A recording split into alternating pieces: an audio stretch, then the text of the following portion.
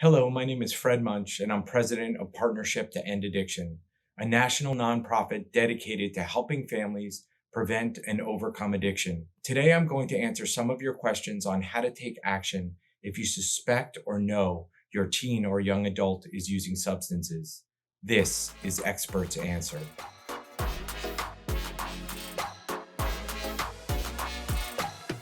One of the most frequently asked questions we get at the partnership is, I think my child is using substances, but I don't have any concrete proof. What should I do? Opening the door to communication is the single most important step you can take to prevent problem use now or in the future. If the evidence is weak, that's okay. Simply expressing concern and love and making your expectations clear about use is incredibly important and should be done no matter what. However, if you have some evidence after the understanding phase, start with concern for their well being. This is not about drugs or alcohol, it's about their well being. Scare tactics will not work. Why? Because they're probably only seeing the benefits of using now. It will backfire. It's about the dangerous road that using can take them down. It's about you as a parent being responsible for seeing things they may not see and communicate that with love. As you begin, remember, if you think the conversation is uncomfortable for you, imagine how your child will feel. Ask them how they feel about the conversation itself. Empathize that it may be uncomfortable. That opens the door to them knowing you understand them. As you dive into the conversation, express your concern in a calm tone of voice. It is not a five-alarm fire, even if they are already using. They certainly do not think so. They may act defensive. It's normal. The key is to remain calm. Let them know that this is about an open conversation and your love for them. If you didn't care about their well being, you would not be having this conversation. If you find out they're using, there are a number of steps you can take by going to drugfree.org. However, if you're watching this video because you're concerned and don't know, there are other steps. So, whether they're using or not, the first thing you do is to put more effort into being aware of their behaviors and patterns without being overly distrustful. Know what a vape pen looks like. Know the signs of cannabis use. One of the easiest and most important ways to monitor is to have at least a 5-minute conversation when they come home, especially on a weekend evening. If your children know they need to interact with you, they'll be less likely to use while also reinforcing that you want to spend time with them. Other things you can do are really getting to know their friends by having a movie night or other activity and keeping a watchful eye on changing behavior that deviates from normal teenage angst or moodiness. No matter what, focusing on your love for your children and your hopes that they become resilient and happy people is always a winning approach to your relationship.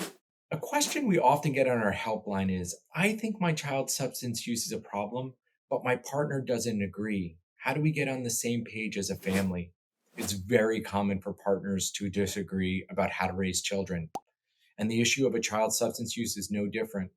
Bottom line is, like with all parenting, focusing on what you can agree on and planning before walking through that minefield is crucial. There are so many reasons to present a united front, with two of the most important being unsure of the rules creates anxiety in kids because there's ambiguity. When they have direction, even if they don't agree with it and they know your rules, they feel more secure. The other is kids are incredibly smart and will learn to play one parent off the other. They will get you to argue to take the focus off them. They will play on your ego if they like your idea more than your partner's. When your child takes control, you both lose as parents. But worse, they will be compromising their future. By having a unified front on the things you do agree on, you keep the focus on your child's well being. So, how do you have a unified front? Well, there's a few ways. The first is make a list of what you agree on and what you disagree on. Start with the things you agree on. What you'll realize is there's much more common ground than you think. You both want your child to be healthy and have a productive life. The next is when you dive into the disagreements, write them down and talk about each one. Why do you disagree? What's underlying the disagreement? If you can't come to an agreement, what you can also do is try the other's approach. Say, if one wants to go to therapy, say, yeah, let's go to therapy for a month. If one doesn't want to go to therapy, say, you know what, let's wait and then we'll go to therapy after. Because you both have a single goal in mind, and that's your child's health, what you can do is focus on that. Your child will know that you care about them. And by having a unified front, especially if you haven't on other issues, they'll take it very, very seriously. And that's important. If you and your partner can't agree, it's important to get outside help to help you both communicate with each other. Because when your children see you disagreeing, it creates chaos not only for them, but for you. It adds increased stress on your relationship. By getting outside help, you're saying to both your partner and your child that this is important and you're going to work things out and everything's going to be okay. For many parents who come to us for help, they've tried lots of things before. So, one of the questions we get is, what suggestions do you have for a conversation, especially when they're denying everything, they're tuning me out, or they're angry? What should I do to have that conversation? The first thing is to recognize it's really common for kids who are using to deny it. It's really common for kids to get angry. Don't worry about that. And you can even empathize with your child and say, I understand you're getting angry. That's a normal reaction to me asking you a question about use. That's okay to say that. The other thing is, kids will get angry to shut down the conversation. So, one of the most important things you can do is to remain calm. By remaining calm, you're taking their power away. By reflecting back what you're hearing from them in a calm way, you're reducing the energy in the room. And if that doesn't work, have a conversation a few hours later. Say, hey, you and I are not on the same page right now. There's a lot of emotion. Let's regroup in a few hours and have a conversation. Even if you disagree, highlight that there's rules in your household, and the rules start with being respectful of each other's opinions and having open communication.